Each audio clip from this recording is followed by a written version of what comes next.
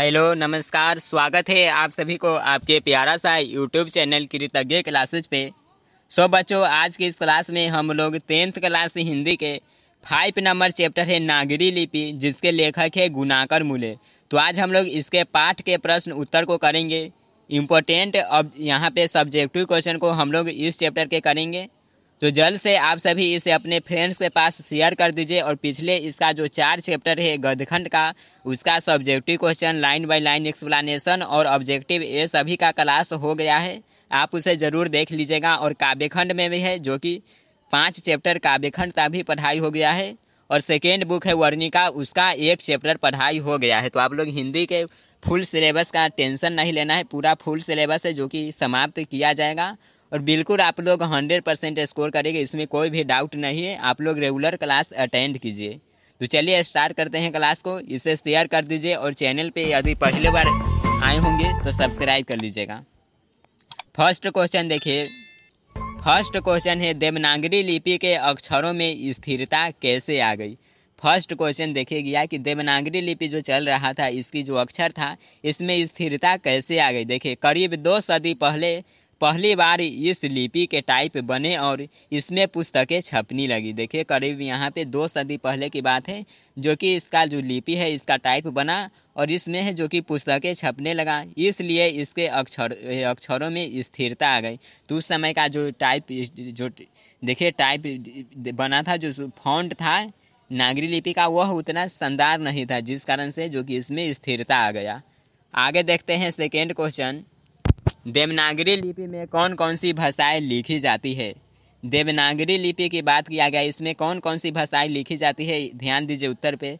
देवनागरी लिपि में नेपाल की नेपाली, देखिए इसे ही बोला जाता है खसकुरा, व नेवारी भाषाएं, मराठी भाषा की लिपि तथा संस्कृत एवं हिंदी की लिपि देवनागरी है। देखिए, नेपाली की है, एक नेवारी भाषा है मराठी, और एक है जो कि संस्कृत और हिंदी है, जो कि आप लोगों को भी पढ़ना है, संस्कृत और हिंदी। तो इसका जो भाषा है वह इसका जो लिपि है वह देवनागरी लिपि है। और इतना ही लिखना है। देखिए, इतना छोटा आंसर, तो जितना यहाँ पे क्वेश्चन बोला जा रहा है उतना ही लिखना है, बढ़ा चढ़ाकर आंसर नहीं लिखना है। इसमें भी है जो कि आपको फुल मार्क्स दिया जाएगा। Next 3 number question. लेखक ने किन भारतीय लिपियों से देवनागरी का संबंध बताया है। जो लेखक बताते हैं, जो भारतीय लिपि से देवनागरी का संबंध बताते हैं, वह कौन कौन सी लिपि है। देखिए, लेखक बताते हैं वह है गुजराती और बांग्ला। ध्यान दीजिए, लेखक ने गुजराती और बांग्ला लिपि से देवनागरी का संबंध बताया है। बिल्कुल इतना ही पूछा जाएगा। 2 नंबर का क्वेश्चन, 1 लाइन लिखे, 2 नंबर। ये सभी प्रश्न है जो कि पूछा भी जाता है, सिंपल सा क्वेश्चन है। आगे देखिए 4 नंबर क्वेश्चन है, नंदी नागरी किसे कहते हैं, किस प्रसंग में लेखक ने उसका उल्लेख किया है। दिया है कि नंदी नागरी किसे कहते हैं और इसका जो उल्लेख है लेखक ने किस प्रसंग में किया है। ध्यान दीजिएगा आंसर पे। विद्वानों का यह भी मत है कि देखिए, वाकाटकों और राष्ट्रकूटों के समय के महाराष्ट्र के प्रसिद्ध नंदी नगर, जो कि आधुनिक नांदेड़ है, नांदेड़ की लिपि होने के कारण इसका नाम है जो कि नंदी नागरी पड़ा है। समझ गए आप सभी, ध्यान दीजिए। दक्षिण भारत में पोथियाँ लिखने के लिए नागरी लिपि का व्यवहार होता था। दरअसल दक्षिण भारत की यह नागरी लिपि नंदी नागरी कहलाती थी। जो दक्षिण भारत की नागरी लिपि है, इसी को नंदी नागरी कहते थे। कोंकण के शिलाहार, मान्यखेट के राष्ट्रकूट, देवगिरी के यादव तथा विजयनगर के शासकों के लेख नंदी नागरी लिपि में लिखे गए हैं। ऑब्जेक्टिव में पूछा जाएगा। देखिए, कोंकण के जो शिलाहार है, मान्यखेट के राष्ट्रकूट, देवगिरी यादव और विजयनगर के शासक के जो लेख है वह नंदी नागरी लिपि में लिखा गया है। पहले विजयनगर के राजाओं के लेखों की लिपि को ही नंदी नागरी नाम दिया गया था। ये भी ऑब्जेक्टिव के लिए इम्पोर्टेंट है। चलिए, तो अगला क्वेश्चन पे बढ़ते हैं, कोई डाउट नहीं है। तो नेक्स्ट 5 नंबर क्वेश्चन देखिए। नागरी लिपि में आरंभिक लेख कहाँ प्राप्त हुए, उनके विवरण दे। नागरी लिपि में जो आरंभिक लेख है, सबसे पहले लेख कहाँ मिला था। देखिए, नागरी लिपि के आरंभिक लेख हमें दक्षिण भारत से ही मिले हैं। जो नागरी लिपि के आरंभिक लेख मिले वो कहाँ से मिले हैं, दक्षिण भारत से। कहाँ से, दक्षिण भारत से मिले हैं। राजा व राजेंद्र जैसे प्रतापी चोल राजाओं के सिक्कों, देखिए राज राजा और राजेंद्र जैसे प्रतापी चोल राजाओं के सिक्कों पर नागरी अक्षर देखने को मिलते हैं। दक्षिण भारत में नागरी लिपि के लेख 8वीं सदी से मिलने लग जाते हैं और उत्तर भारत में 9वीं सदी से। तो यही क्वेश्चन है जो कि ऑब्जेक्टिव में भी पूछा जाता है। तो नागरी लिपि का आरंभिक लेख मिलता है किस सदी में? तो देखिए 8वीं 9वीं सदी, लेकिन वहाँ पे 8वीं 11वीं सदी देगा क्योंकि दक्षिण भारत में मिला है वह मिला है 8वीं और उत्तर भारत में 9वीं।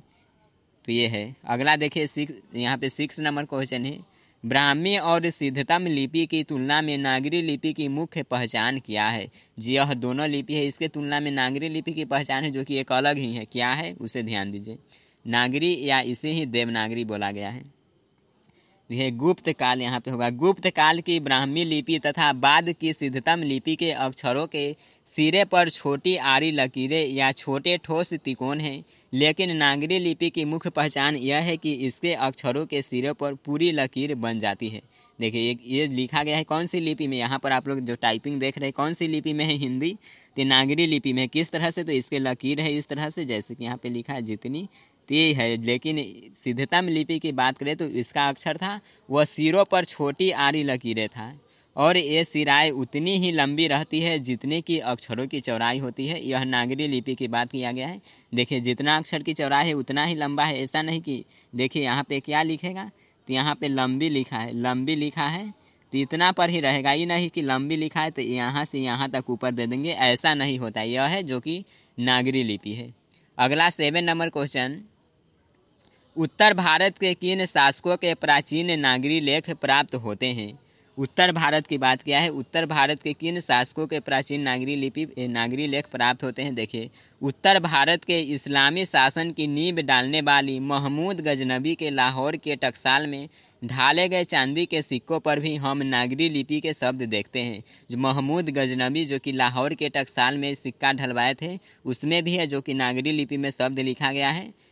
मुहम्मद गोरी, अलाउद्दीन खिलजी, शेर शाह, अकबर आदि शासकों ने भी अपने सिक्कों पर नागरी शब्द खुदवाए थे।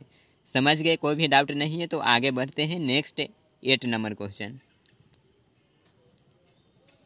8 नंबर क्वेश्चन देखिए, नागरी को देवनागरी क्यों कहते हैं? लेखक इस संबंध में क्या बताते हैं? जिसका नाम था वह पहले नागरी ही था लेकिन इसे देवनागरी क्यों बोलते हैं? नागरी लिपि को देवनागरी क्यों बोला जाता है? इंपॉर्टेंट क्वेश्चन है, ध्यान से देखिएगा। देखिए यहाँ पे है, पादादिट्कम नामक एक नाटक से जानकारी मिलती है कि पाटलिपुत्र यानी कि पटना नगर की बात किया जा रहा है। पटना से कौन कौन से स्टूडेंट्स वीडियो देख रहे हैं आप लोग कमेंट सेक्शन में बताइए। देखिए पटना को नगर कहते थे। हम यह भी जानते हैं कि स्थापत्य की उत्तर भारत की एक विशेष शैली जिसका नाम था नागर शैली, जो स्थापत्य की उत्तर भारत की शैली है उसका क्या नाम है? नागर शैली। अतः नागर या नागरी शब्द उत्तर भारत के किसी बड़े नगर से संबंध रखता है। असंभव नहीं है कि यह बड़ा प्राचीन नगर पटना ही है। जो यह नगर है यह पटना से ही संबंध रखता है। जो नागरी शब्द है वह पटना से संबंध रखता है। चंद्रगुप्त द्वितीय, देखिए चंद्रगुप्त द्वितीय विक्रमादित्य का व्यक्तिगत नाम देव था। जो देखिए चंद्रगुप्त द्वितीय या विक्रमादित्य, इसका जो व्यक्तिगत नाम पूछा जाए तो इसका व्यक्तिगत नाम था देव। इसलिए गुप्तों की राजधानी पटना को देवनगर भी कहा जाता होगा। इसी कारण से जो कि पटना को देवनगर भी कहते हैं। इसे देखिए पटना के बारे में डिटेल्स में संस्कृत में पढ़ना है तो संस्कृत का भी क्लास होगा, आप सभी बैठ कीजिए। देवनगर की लिपि होने से उत्तर भारत की प्रमुख लिपि को बाद में देवनागरी नाम दिया गया। देखिए जो देवनगर बोला गया पटना को, इसी के नाम पर था नागरी। क्या नागरी? तो देव जोड़ दिया गया और इसी को देवनागरी लिपि है जो कि बोलने लगा। आगे देखते हैं 9 नंबर क्वेश्चन, नागरी की उत्पत्ति के संबंध में लेखक का क्या कहना है? पटना से नागरी का क्या संबंध लेखक ने बताया है? ध्यान दीजिएगा, यह भी इम्पोर्टेंट क्वेश्चन है। देखिए इतना ध्रुव सत्य है कि यह नागरी शब्द किसी नगर अर्थात किसी बड़े शहर से संबंधित है। पादादिद्कम नामक एक नाटक से जानकारी मिलती है कि पाटलिपुत्र अर्थात पटना को नगर नाम से पुकारते थे। अतः हम यह भी जानते हैं कि स्थापत्य की उत्तर भारत की एक शैली को नागर शैली कहते हैं। अतः नागर या नागरी शब्द उत्तर भारत के किसी बड़े नगर से संबंध रखता है। जो नागर शब्द है या नागरी उत्तर भारत के संबंध रखता ही है। विद्वानों के अनुसार भारत, देखिए उत्तर भारत का यह बड़ा नगर निश्चित रूप से पटना ही होगा। जो यह नगर का बात किया गया है पटना की ही बात किया गया है। चंद्रगुप्त द्वितीय विक्रमादित्य का व्यक्तिगत नाम देव था, इसलिए गुप्तों की राजधानी पटना को देवनगर भी कहा जाता था। देवनगर की लिपि होने से उत्तर भारत की प्रमुख लिपि को बाद में देवनागरी नाम दिया गया था। समझ गए आप सभी, कोई डाउट नहीं है? बिल्कुल कोई डाउट नहीं होते। अगला देखते हैं 10 नंबर क्वेश्चन है, नागरी लिपि कब एक सार्वदेशिक लिपि थी? यही क्वेश्चन है जो कि ऑब्जेक्टिव में पूछा जाता है।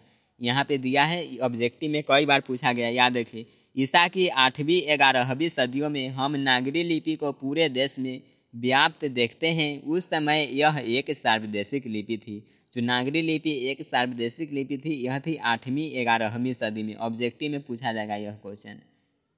चलिए अगला क्वेश्चन देखते हैं 11 नंबर, नागरी लिपि के साथ साथ किसका जन्म होता है? इस संबंध में लेखक क्या जानकारी देता है? नागरी लिपि के साथ साथ लेखक बताते हैं कि किसका जन्म होता है। देखिए नागरी लिपि के साथ साथ अनेक प्रादेशिक भाषाएं भी जन्म लेती है। 8वीं 9वीं सदी के आरंभिक हिंदी साहित्य मिलने लग जाता है। इसी काल में भारतीय आर्य भाषा परिवार की आधुनिक भाषाएं, देखिए जिसमें कि मराठी, बंगला आदि जन्म ले रही थी। तो इसी भाषा का संबंध है जो कि नागरी लिपि के साथ साथ हुआ है। नेक्स्ट 12 नंबर क्वेश्चन इम्पोर्टेंट है, गुर्जर प्रतिहार कौन थे? गुर्जर प्रतिहार के बारे में पूछा है, याद कर लीजिए और ध्यान से देखिए। अनेक विद्वानों का मत है कि एक गुर्जर प्रतिहार बाहर से भारत आए थे। गुर्जर प्रतिहार थे, इसमें विद्वानों का मत है कि ये बाहर से भारत आए थे। ईसा की 8वीं सदी की पूर्वार्ध में अवंती प्रदेश में इन्होंने अपना शासन खड़ा किया और बाद में कन्नौज पर भी अधिकार कर लिया था। मिहिर भोज, महेंद्रपाल आदि प्रख्यात प्रतिहार शासक हुए। मिहिर भोज जो कि 1840-81 ईस्वी की ग्वालियर प्रशस्ति नागरी लिपि संस्कृत भाषा में है। समझ गए अभी क्वेश्चन? तो नेक्स्ट यहाँ पे 13 नंबर लास्ट क्वेश्चन है, निबंध के आधार पर काल क्रम से नागरी लेखों से संबंधित प्रमाण प्रस्तुत किए। नागरी लिपि का जो प्रारंभ है वह किस तरह से होता है, इसे काल क्रम के अनुसार से लिखना। देखिए निबंध के आधार पर काल क्रम से नागरी लेखों से संबंधित प्रमाण इस प्रकार मिलते हैं। 11वीं सदी में राजेंद्र जैसे प्रतापी चेर राजाओं के सिक्कों पर नागर अक्षर देखने को मिलते हैं। 12वीं सदी के केरल के शासकों के सिक्कों पर वीर केरलस्य, जो केरल के सिक्का था उस पर लिखा गया था वीर केरलस्य, यह शब्द मिलता है 12वीं सदी में। यह भी नागरी लिपि में अंकित है। दक्षिण से प्राप्त बरगुन का पलयम, देखिए पलयम ताम्रपत्र भी नागरी लिपि में है। जो दक्षिण भारत से प्राप्त है बरगुन का जो पलयम दानपत्र है यह भी नागरी लिपि में है। उसके बाद यह है 9वीं सदी की। यह किस सदी के है? तो 9वीं सदी के हैं। और 12वीं सदी के है वीर केरलस्य, और 11वीं सदी के है वह है राजेंद्र के, जो राजेंद्र राजा है इनके सिक्का था। देखिए 1000 ईस्वी के आसपास मालवा नगर में नागर लिपि का इस्तेमाल होता था। विक्रमादित्य के समय पटना में देवनागरी का प्रयोग मिलता है। विक्रमादित्य शासक थे उस समय भी पटना में बात करें तो देवनागरी लिपि का संबंध मिलता है। ईसा की 8वीं से 11वीं सदियों में नागरी लिपि पूरे भारत में व्याप्त थी। 8वीं सदी में दोहा कोस की तिब्बत से जो हस्तलिपि मिली है वह नागरी लिपि में है। 554 ईस्वी में राष्ट्रकूट राजा दंती दुर्ग का दानपत्र नागरी लिपि में प्राप्त हुआ है। देखिए 850 ईसा में जैन गणितज्ञ महावीराचार्य के गणित सार संग्रह की रचना मिलती है जो नागरी लिपि में। तो इस प्रकार से है जो कि नागरी लिपि का विकास हुआ है। तो यह था जो कि इस चैप्टर का इम्पोर्टेंट पार्ट का प्रश्न उत्तर था। कोई भी क्वेश्चन में आपको डाउट होगा तो कमेंट करके ज़रूर पूछ लीजिएगा। और आज का ये क्लास आपको कैसा लगा कमेंट सेक्शन में ज़रूर बताइए। मिलते हैं नेक्स्ट क्लास में। Bye everyone, take care, love you all.